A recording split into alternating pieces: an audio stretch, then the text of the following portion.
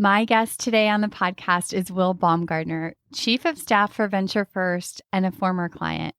Today's conversation really embodies what I think of when I think of Will. We adventure through the ups and downs of loving your work, making it an identity, learning to be present, and going all in with what is in front of you. Will wholeheartedly embraces the idea of doing things differently. He authentically loves life and all that it brings. See for yourself. Here's Will. I'm Carla Reeves, and this is Differently, a podcast where we explore the ins and outs of what becomes possible when we're willing to think, do, and show up differently to the moments of our everyday lives. Hey, Will, welcome to Differently. I'm really excited that you're here.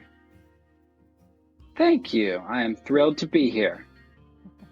So it's actually been a while since we worked together, but we also traveled a long time together. And I feel like we still travel together, even if we're not officially working together. But give us a sense, paint a picture of kind of who you are and where you are in your life. And yeah, give us a little sense of you. Sure. So I am a recovering workaholic at the moment.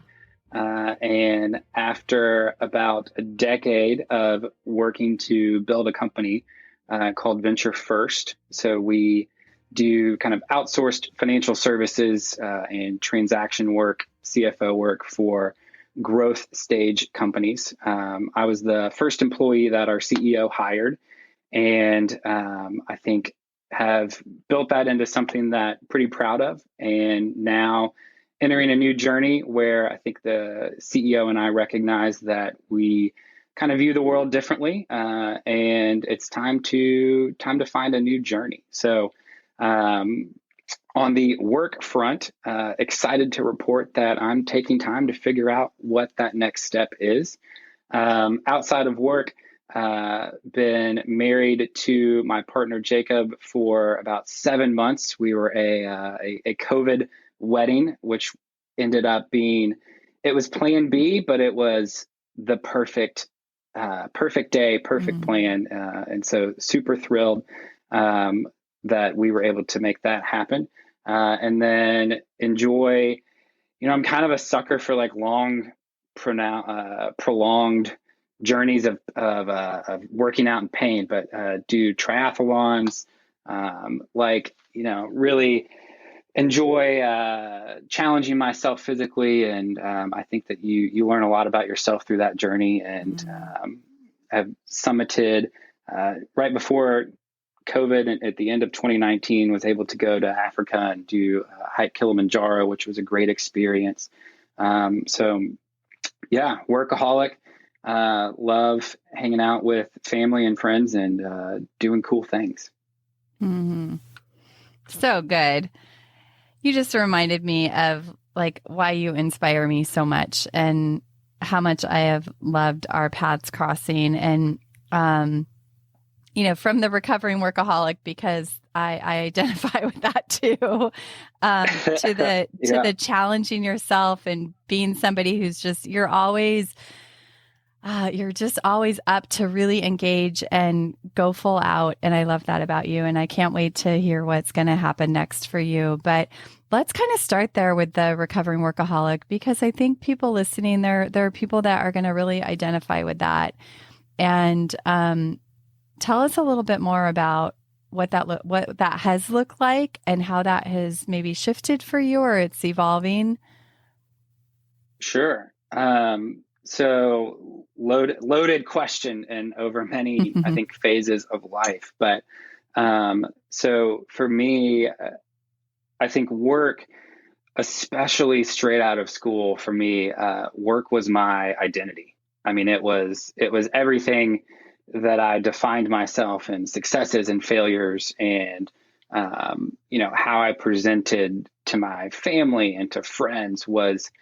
It always kind of wove back to work. And I think after, gaining a few years and some wisdom along the way, I think the first part of that was because, as at the time a closeted gay man, I wasn't happy with who I was internally and wasn't ready to accept that. So I found something that I felt the outside world would approve of and really latched onto that and gave it all of my energy.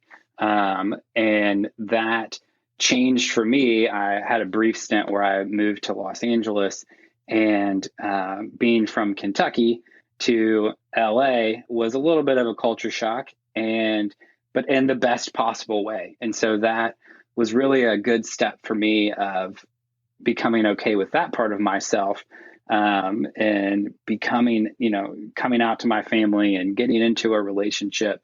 And once I really found Jacob, and I started investing time into a relationship, I think I realized that work was not my only identity. But damn, it was really hard to break that pattern of giving everything in my best to work when there's now this other facet of life that needs love and attention. And so it's been a really long journey of realizing that there's more to life than, what you can do professionally.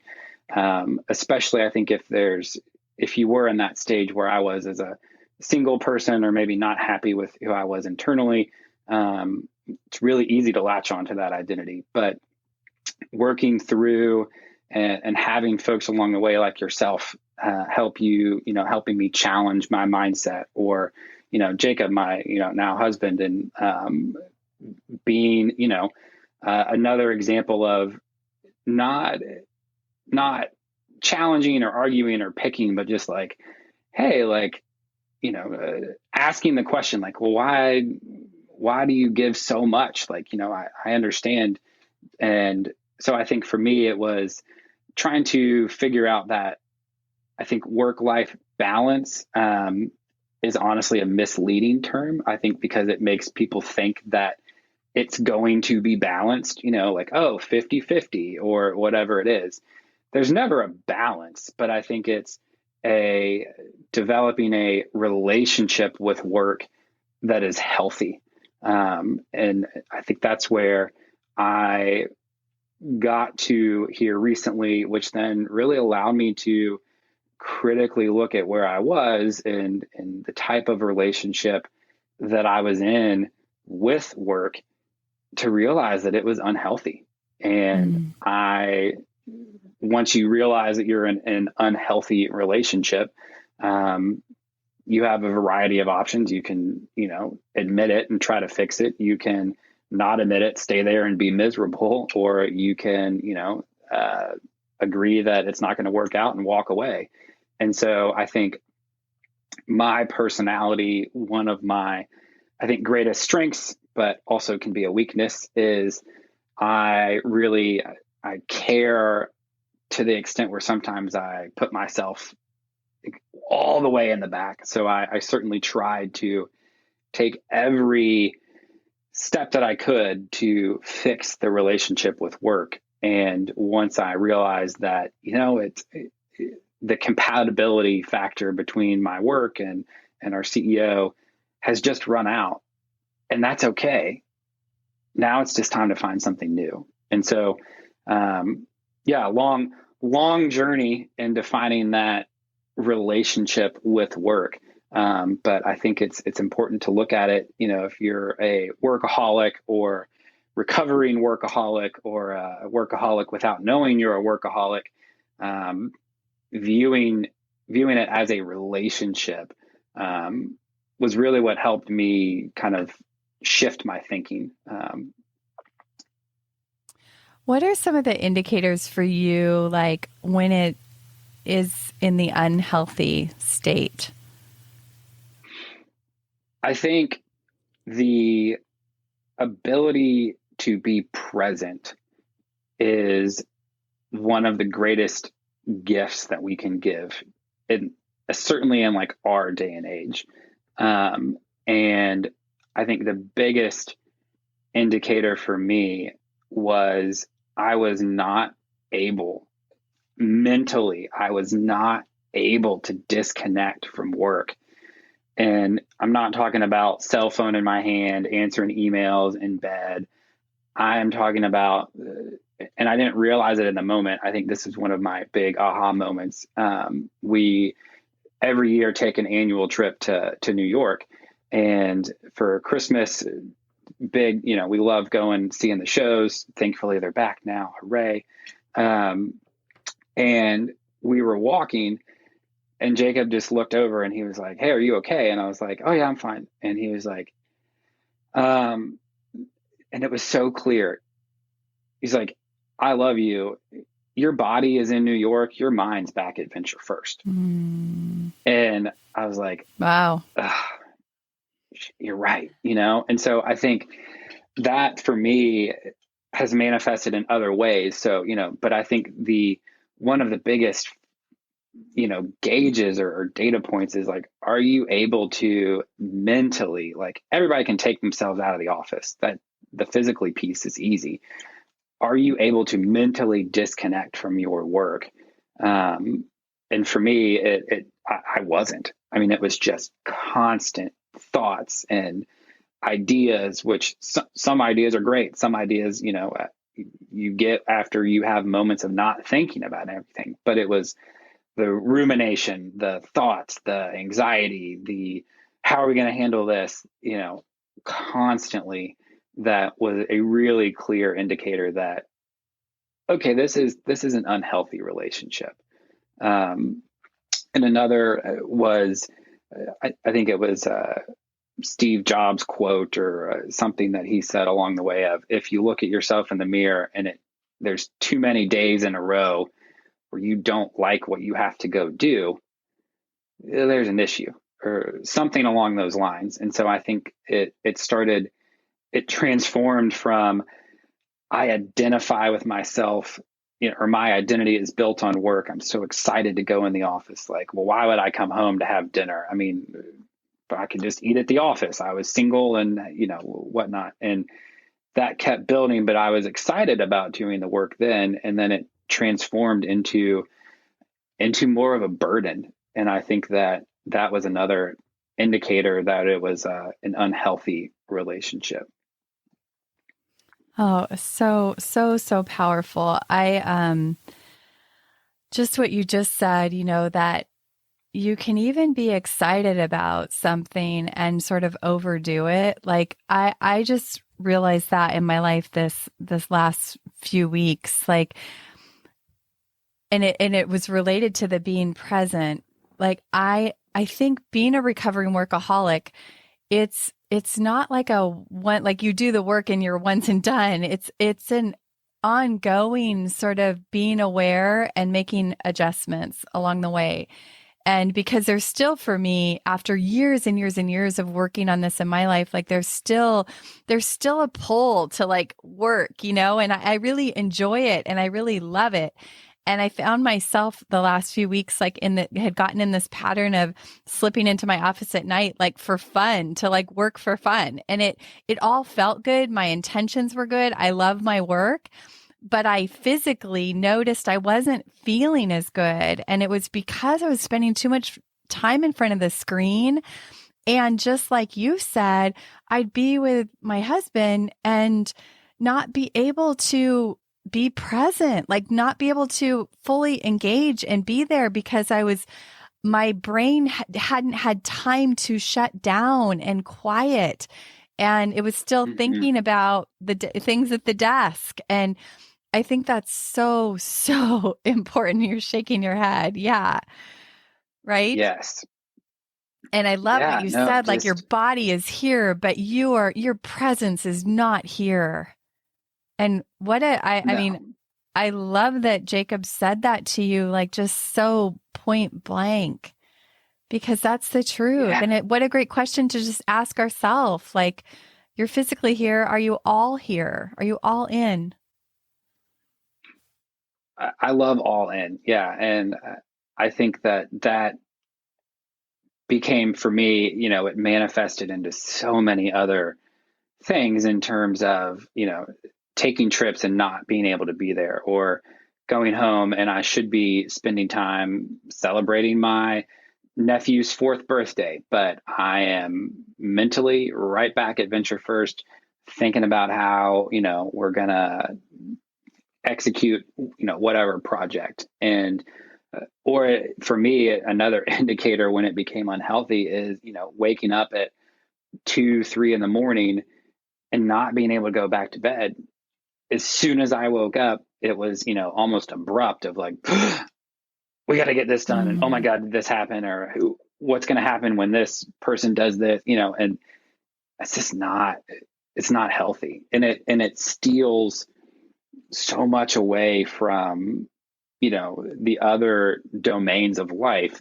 And again, yeah, it was the recognition that did not become healthy. And for me, I think, a healthy work-life relationship, again, I don't like balance because it feels like you can tinker the formula the right way. Like, no, it is a relationship, but it's being able to shut that piece down and then again, go be fully present with whatever it may be. And I think one of the other things too is you mentioned working at night. And I think we were working together still when I had a vacation. And for years, I would not give myself, this kind of goes against what we just talked about, but I would not give myself permission to work on vacation, but yet I always did. And then I would come home and instead of feeling refreshed and, ready to go back to work, I was mad at myself. I was frustrated because dang it, you just took this week to not work. And what did you do? Answer emails and had the need to check in. And so there was a vacation that I think you challenged me to just go do what you want to do. And so I think that was a time where, I worked on a project or I checked an email or something. So I did connect back, but then I was giving myself permission to do that, but I was making the choice to be present with work at that moment and then shut it down and go be present on the beach. But it was the ability that gave me the ability to, not have to sit on the beach and, tie my arms to the chair, like thou shalt not check email when well, go check the damn email. If that's if all you have you're to going to check it, about, go check it. Yeah.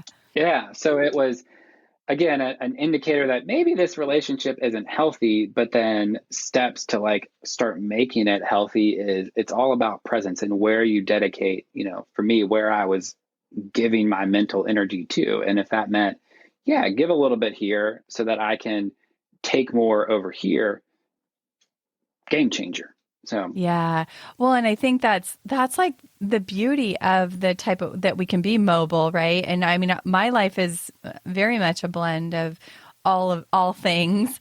And so, but what you did was you removed the resistance. And when you remove resistance, then you could just kind of flow with greater ease in and out of what you were doing. And I love that. There's so much power in removing resistance.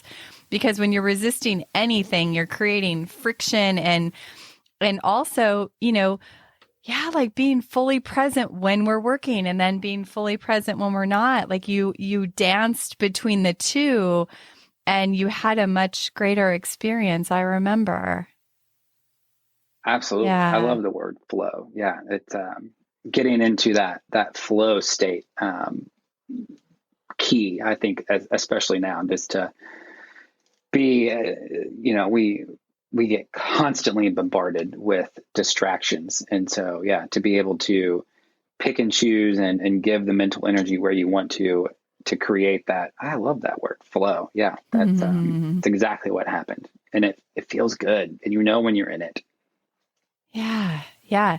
And the idea of balance, there is no balance. I really like to think more about alignment because you can, when you are intentional in your life and you're paying attention to the different areas, you can be in a season of greater work and feel very balanced. even though if you looked at your work life, it might be off balance. And I think there's more of like an inner balance that you can create and feel very balanced in a state of imbalance. And I like that. Absolutely. Yeah. So, where else do you want to go on your journey? Like, I'd love to kind of paint a picture for us of I'm thinking back to when I don't even remember exactly why why you first engaged. I have a couple ideas, but what had you seek out getting connected in the first place, and kind of what's been your journey a little bit? You've shared a little bit of it, but there would have been some highlights for you, and I definitely want to hear about what's happening now so we can go there after. Sure. Yeah. We connected through John. So John, That's right, through Favorite Mind. Yeah. So John, for everybody, is the CEO of the company. And so I think there were maybe three or four people in the company at the time. And so since then we've grown to about 30. And that's crazy. At that time, John was in total overwhelm. And so I'm not sure how he connected with Kim, but he and Kim started working together. And I saw the benefit secondhand, I guess, or firsthand of having a coach. So John became, through Kim and their coaching sessions, more focused, was able to, a big thing is, that I think a lot of founders especially feel is the desire to delegate, but maybe not able to delegate things as their company grows beyond just them and what they can do. And so Kim was pretty influential, I think, in getting John to delegate things to me and trust me to make things happen. So when we then started growing to more employees and my role within the company grew by default, I think that I was not hired to become the, COO of sorts, or, guy behind the scenes that was handling everything. I got a little nervous or not nervous, but I started to doubt myself and my abilities, and work production started to kind of go down. And, John was intuitive enough to make the connection to Kim and Frame of Mind for myself to start coaching. And that's where I think my conversation with Kim was maybe 20 minutes, and it was a casual get to know you, what coach might work for you. And honestly, I think within the first 5, she was like, we can keep talking, but I know who you're going to work with, because you're going to hit it off and you all are going to be great. And so enters Carla. And so our journey really together, I think, started from me trying to find my voice at the table, so to speak. We were hiring, I remember that, impressive resume folks to help us build this company, who were looking to me to, join them at the table, so to speak, to help grow this thing. And I was trying to figure out my voice in all of that. And so I think we started together with kind of the mindset coaching and working through some of those issues with leadership and what are the things that are holding me back, that are under my control. I probably still could rummage up somewhere the piece of paper where I have the circle on the inside of, or what is it? Yeah, the giant circle of facts and what the story is. Yeah. And then, okay, what are the facts? What are you telling yourself? Like, yeah. And so that was huge. And that then transformed into, as we continued to grow the company, there were challenges along the way. And, you were a great resource to helped me think through not so much the answer to the problem, but just my mindset around it. How am I approaching the problem? What are the things that I can control in this situation? Versus, what are the things that, again, that the story that I'm telling myself about the facts. And, that lasted, we probably coached continuously for a couple of years, and then continued to check in here and there. Had some, there were certainly some relationship conversations along the way. And as I think as I said earlier, with that recovering workaholic, but as my relationship with work changed, and along the way that allowed space for a new domain, whether it be a relationship or avocational or, focus on financial, that new piece of the puzzle coming in was an opportunity. And we connected, and did some, a couple of, sessions in a row kind of a thing when a new challenge presented itself, just kind of, some maintenance, as life happens, it's very easy to, fall back onto your old model, so to speak. And so just a little maintenance of nudging you along the right way. So I think my journey with coaching and with kind of becoming, a leader in a company, and now trying to figure out that next step, has been, honestly, it's been a lot of fun. It's also been some heartache and pain.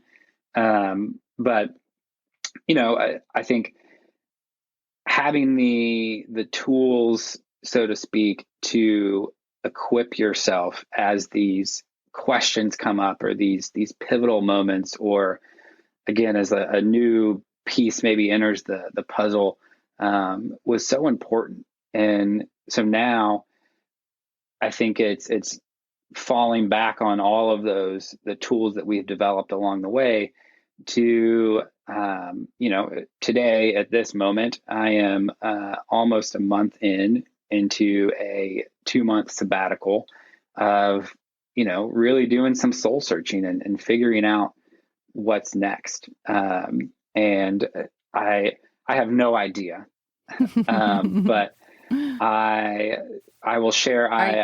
It was. Are you okay with having no idea? I think that I should be more scared than I am, but That's good. I'm not. I am genuinely. It has been, for folks listening, I don't know how I sound to you, but I am okay at this moment, right? I feel good about winding down, closing this chapter of life, not knowing what the next one is, but damn it, I'm excited to figure out what that is. Make no mistake, to get to this point was very emotionally difficult. And I think that's where it was really helpful. At one point I used to joke with people, and I think that mental health is so important, and people don't talk about it. If you break your arm, you go to the doctor to get it fixed. Your mind can be broken, so to speak. And so, at one point I had you as a mindset and a life coach. I had a therapist, and I had a physical coach that was kicking my ass in the gym. I was like, this body right here and this mind takes a village. And so I think having the ability, to be blessed and fortunate enough to be able to have those three people in my corner, is something that I don't want to ever lose sight of. I think that, that's a privilege that I had that I want to be aware of. But it was so helpful to get me to this point where, I've reflected and dealt with the feelings of grief and sadness and anger. I mean, at one point I was very angry with John, and I was angry with the company. And that was a different emotion that, had it not been for, the people in my life to reflect things back to me, I wouldn't have dealt with that, and it would have probably still been there. So, there was a lot of work to get to this point now, and there's still some work to be done. I think the biggest emotion I'm dealing with in terms of closing the chapter of Venture First is fear. And it's fear that, fear that somebody's going to come in after me and, what the heck was this guy doing? Like, oh my God, I can't believe that they did it this way. Or the fear that my work wasn't good enough or whatnot. And as I realized yesterday, having been out of the company for 3 weeks, I just need to get over that, because that's probably already happened. And so that will happen. They will come in and question your work, probably regardless 100%. Who it is or how great your work was. 100%. Yeah. And so I think for me, that I wasn't aware that emotion, that feeling of fear, was driving me to still keep that tether to Venture First. So I was looking at emails or accepting phone calls on questions, and I was phrasing it to myself as like, oh, I'm just trying to do a good job, or I want to make sure that it's as easy as possible for the people after me. When in reality, A, if the company is going to be successful, they got to be able to figure that shit out without me. And B, the reason that I was doing that is because I was fearful. I was afraid that somebody would talk ill about me. And you just got to be okay with that and let it go. And so that was I think, had I not been on this journey and been able to have people like yourself or a therapist or, Jacob, my partner, like challenge me and call me out on some of that stuff, I don't think I would have ever gotten to that level of understanding that, the feeling side of your brain is very powerful, and it does not deal in logic, timestamps, dates. It can just take that steering wheel and make you think a lot of different stuff. And so,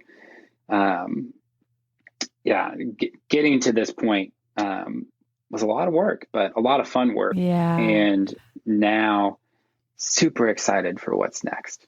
What that is, who knows? Yeah, I love that. As you were talking, just for people that don't know you, like watching you in this journey from like questioning, do I have a seat at the table? And like seeing you show up again and again and again with all your doubts and all your fears, but just showing up and seeing you really kind of elevate yourself along the way. And then as you were talking, I'm like, Venture First has kind of been another Kilimanjaro like adventure and hike. And like, I mean, the grit and the determination that you had to just keep showing up, and the heart that you had to keep showing up is no different. And I don't know, do you see that connection? Yeah, I think if there are any, well, you're a founder, right? I mean, I think that journey is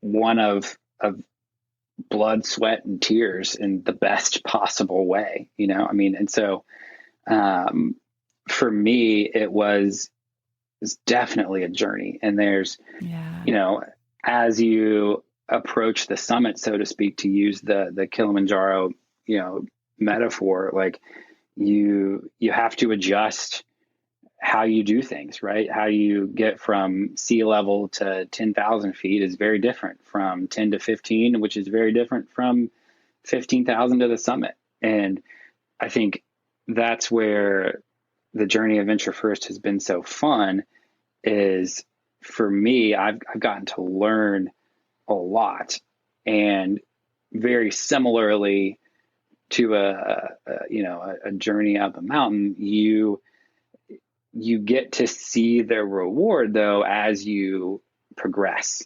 So I think that's looking at what's next. One of the things that I've reflected on and journaled is, would I be okay in a position where I can't directly launch and influence change, and then be able to see that happen very quickly. That's one of the things that I love about a small, innovative, fast growing company, is that, the changes can happen quickly, but you can see the result of those change. Where if you go to a, 50,000 person company, it's going to move a little slower. And so, trying to figure out if that would be something that I would enjoy. But yeah, the journey of building a company, I think, is, similar to, summiting a mountain. I mean, there's challenges and obstacles, but you kind of reach these checkpoints along the way where you get to rest, camp, whatever, look back and, appreciate the beauty around you. Same thing, like, oh, okay, we launched this new recognition program, and an employee, it really hit home with an employee. Like, well, that's a great checkpoint to reflect back and see that, okay, cool, we're doing the right stuff. We're still approaching the summit. So yeah, I love that.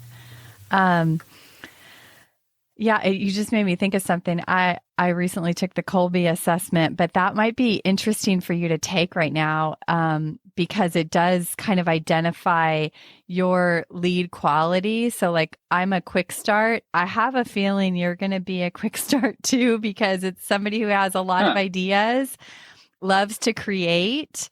And then there's other qualities like follow through or fact finder. And so just kind of knowing that about yourself and what's next, I think will be super important, because you always strike me as somebody kind of out there on the edge, Will. And like thriving on that, but also making sure that you have time to sit back and reflect and, find meaning in all of it, and that it's purposeful and having an impact. Those are all such strong parts of you. Yeah. No, I love life at the edge of discomfort, and I think, as my very quick story, but I am my father, so sometimes they go very long. Growing up, my dad used to write us, as if there's any children listening, cover your ears, as letters from Santa. And so each year he would have this, a letter written out from Santa, but to the Baumgardner children, and, mention milestones that happened that year, and, kind of a reflection back. And so when my sister graduated high school, she turned 18. This kind of was a natural time for those to stop. And so then maybe a couple of years ago, we were down for Christmas morning, which is now on Christmas Eve, because we're a family that has multiple obligations. And we woke up to a letter from Santa, and it was my father who had typed it. And it was such a special moment, but he tried to summarize each of his children and, a saying or a word or whatnot. And I will never forget it. And I love it. And he was like, son, you are not normal.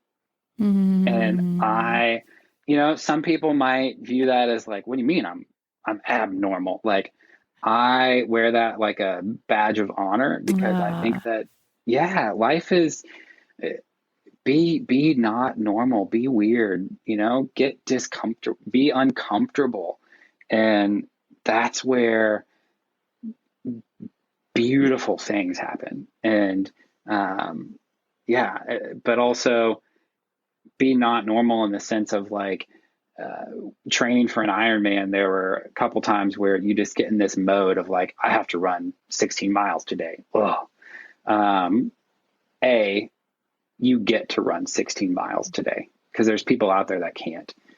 And B, I would challenge myself to every once in a while do a training run and not wear a watch, right? Not constantly check my pace, not constantly see if I'm falling behind or, oh my gosh, I've only gone 4 miles and I have X more. Like, no, just again, it goes back to that being present and just stop and like run over the bridge, over the river, and just stand there for 10 minutes and look and appreciate it and then get back to work, So like, it's that balance again, but, being not normal, challenging yourself, but remember to take time to reflect how far you've gone or what you're able to do. Cause I think that's, for me, that's what's important. And that's where those are the moments that stick out when you look back. I think that's a perfect spot to close. I think that's a beautiful closing. Yeah. I am really excited about what's going to unfold in the coming chapters, and you're going to have to come back and maybe give us an update. And Heck yeah. Such an honor to work with you and to know you and to witness. And I've just been so inspired by who you are and what you're up to. So thanks for being here. Of course. Thank you. I think would not be at this moment equipped the way I am without your help. And I truly appreciate your counsel, your friendship, and what we've been able to do together. So thank you. Likewise. Thank you for tuning in to this episode of Differently. I hope it stirred your thinking, and I invite you to take one inspired action from something that stood out to you. If you want to hear more conversations like this, hit subscribe on your favorite podcast app, and please help us spread the word by sharing this podcast with people you know. Remember, new episodes drop weekly. See you next week.